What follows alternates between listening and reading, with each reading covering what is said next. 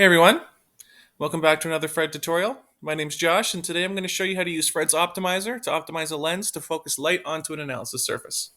So to start, I'll just run a quick ray trace so we can see the behavior of our lens. And here we can see that the lens is actually causing the light to diverge. So what we're going to do is we're going to go up to the Optimize tab and select Define/Edit.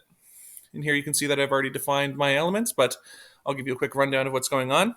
So the first thing that we do is we select our entity that is being optimized, which in this case is our lens, and then the parameters of the lens that are being optimized. So here I've selected power of a lens element, bending parameter of a lens element, and the thickness of a lens element.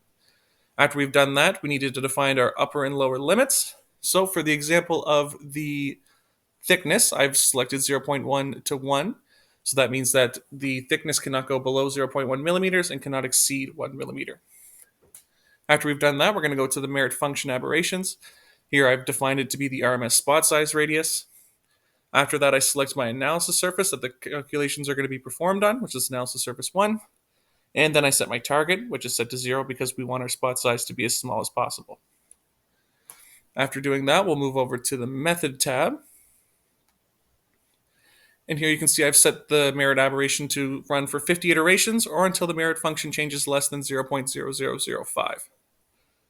So after we've defined this, we can close this down, go back to the Optimize tab, and select Optimize. And here we can see on the right side that each iteration is being ran and put into the output window. As well, we can see in the 3D view that our lens thickness is being changed as well as the other parameters and focusing the light onto our analysis surface. And now we can see that our merit function has converged in less than 50 iterations due to the convergence criteria that we defined. And running another quick ray trace, we can see that our lens is in fact focusing light onto the analysis surface. And there you go.